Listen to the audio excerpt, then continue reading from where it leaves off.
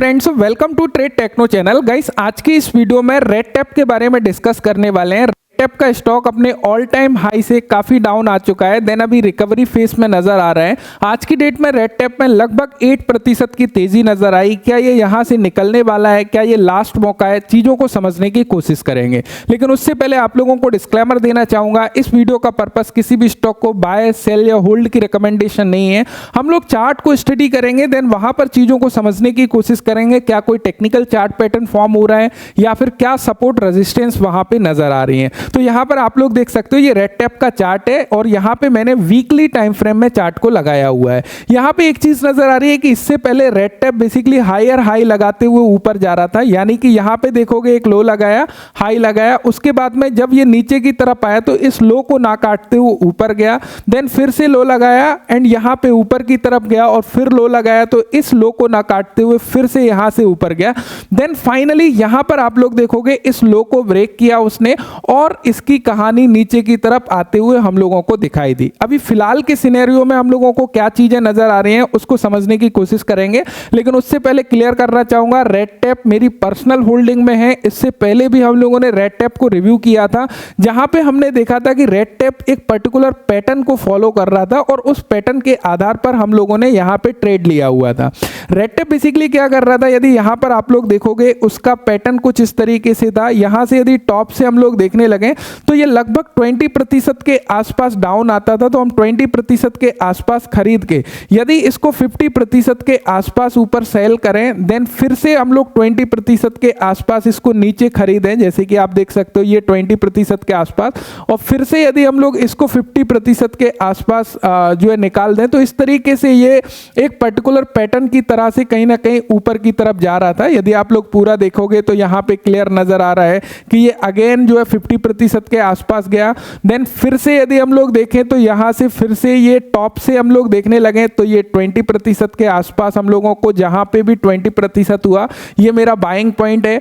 And यहां पे जब भी ये यहां से इस 20% से 50% गेन देगा तो मैं वहां पे एग्जिट प्लान करता था। तो यहां से मैंने 2 ट्रेड बेसिकली सक्सेसफुल तरीके से पास किए थे रेड टैप में, लेकिन फाइनली लास्ट टाइम जब ये नीचे आया तो उस समय मेरा अभी भी फंड यहां पे फंसा हुआ है। तो अभी चीजें किस तरीके से नजर आ रही हैं उसको हम लोग समझने की कोशिश करेंगे।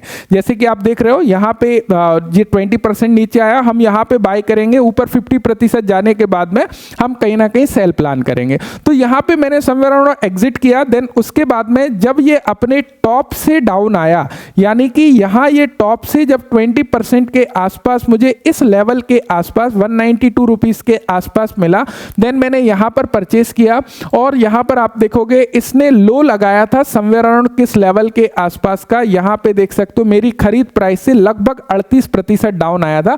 और अभी करंट में देखें तो मैंने कुछ बाइंग करी थी, अभी नीचे के लेवल पे कुछ एवरेजिंग हुआ है, तो समवेयर अराउंड 11% के आसपास डाउन नजर आ रहा है मेरे पोर्टफोलियो में। तो अभी चीजों को समझने की कोशिश करते हैं कि यहां पे कहानी एक्चुअल में चल क्या रही है। तो इस पैटर्न के आधार पर मैंने ट्रेड लिया था, ये चीजें मैंने क्लियर कर दी। इससे पहले ऑलरेडी हम लोगों ने इसके बारे में डिस्कस किया हुआ था।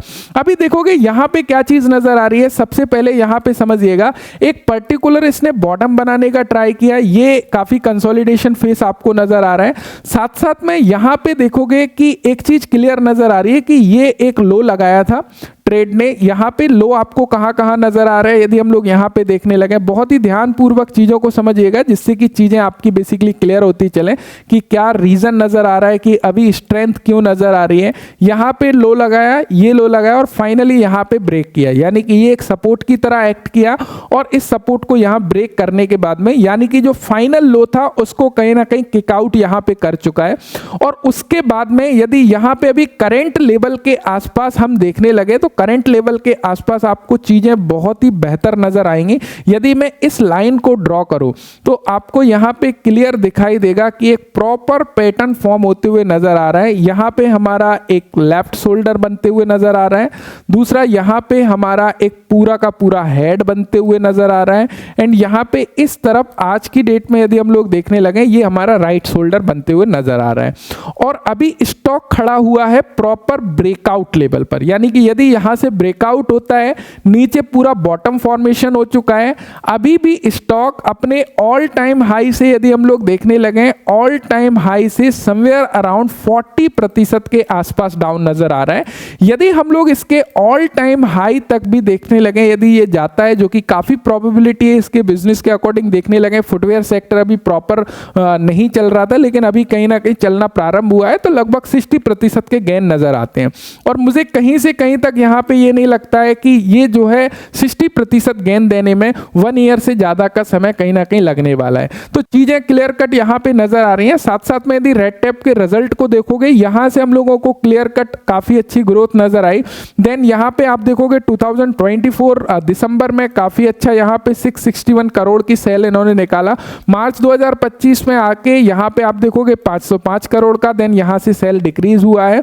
एंड ऑपरेटिंग प्रॉफिट मार्जिन भी कहीं ना कहीं यहाँ पे ठीक ठाक है, यानी कि ये लगभग अपने ऑपरेटिंग प्रॉफिट मार्जिन को 15% से 18% के बीच में कहीं ना कहीं मेंटेन करने का ट्राई करते हैं, जो कि मेंटेन है। केवल और केवल सेल इंक्रीज होने की वेट है, तो जिसके चांसेस है कि आगे सेल इंक्रीज इनकी हो सकती है, क्योंकि काफी सारे इन्होंने नए आउटलेट बेसिकली ओपन करे हैं अलग अलग शहरों में, तो वहां से कहीं ना कहीं जो है सेल इंक्रीज होने की संभावना ज्यादा है। तो यदि सेल इंक्रीज होती है, साथ साथ में यदि पैटर्न के अकॉर्डिंग चार्ट पर हम लोग देखने लगे, तो हम लोगों को एक पॉजिटिव सेंटिमेंट बनते हुए नजर आ रहा है। तो यदि ब्रेकआउट होता है तो चांसेस है कि ये काफी क्विकली ऊपर की तरफ निकलने की चांसेस लग रहे हैं। तो यहाँ पे आपका क्या मानना है रेड टैप के बारे में? मेरी तो यहाँ पे पर्सनल होल्डिंग ऑलरेडी है। इस लेवल के आसपास जब रिवर्सल हुआ, वहां पे मैंने कुछ क्वांटिटी और एड ऑन करी है। यदि यहाँ से ब्रेकआउट होता है तो मेरे पोर्टफोलियो साइज के अकॉर्डिंग मैं कुछ क्वांटिटी और एड ऑन करने का यहाँ पे प्लान कर रहा हूँ। लेकिन ध्यान रखिएगा, किसी भी पर्टिकुलर स्टॉक में बहुत ज्यादा एलोकेशन नहीं होना चाहिए कि आपके पोर्टफोलियो के ऊपर इंपैक्ट डाल सके। जैसे कि मैंने यहाँ पे एक पर्टिकुलर स्टॉक को इस लेवल के आसपास 190 रुपीज के आसपास परचेज किया था, फिर डाउन भी आया, अभी रिकवरी फेस में 11% के आसपास डाउन है। यदि उस स्टॉक में मेरी एलोकेशन काफी ज्यादा होती तो मेरे पूरे के पूरे जो गेन है वो कहीं ना कहीं वो लेके जाता, राइट? समझ रहे हो? क्योंकि यहाँ पे हम लोग क्या है, पर्टिकुलर स्टॉक को फाइंड आउट करते हैं, जो बेस्ट स्टॉक है वहां पर एसएल प्लेस नहीं करते हैं। हम लोग अलग अलग स्टॉक में एक एलोकेशन को फिक्स करते हैं, हम लोग स्टॉप लॉस लगाते हैं कंपनी को फाइंड में कि किस कंपनी में इन्वेस्ट करना है, साथ साथ में एलोकेशन के ऊपर स्टॉप लॉस लगाते हैं कि किसी भी पर्टिकुलर स्टॉक में 30% से ज्यादा अपने पोर्टफोलियो के साइज का नहीं लगाना है, जिससे कि यदि वो स्टॉक अच्छा परफॉर्म नहीं करता है तो पोर्टफोलियो के ऊपर इतना बड़ा डेंट ना आए। पोर्टफोलियो उसको मैनेज करते हुए मार्केट को जो बेसिकली मार्केट रिटर्न दे रहा है उस बीट करते हुए हम लोग चले। तो मुझे उम्मीद है कि चीजें क्लियर हो गई होंगी। यहाँ पे पैटर्न के अकॉर्डिंग यदि देखोगे एक अच्छी स्ट्रेंथ कहीं ना कहीं रेड टैप में नजर आ रही है। आपका क्या मानना है रेड टैप के बारे में? नीचे कमेंट करके मुझे जरूर बताइएगा। Thank you so much video देखने के लिए। Thanks for watching and bye bye.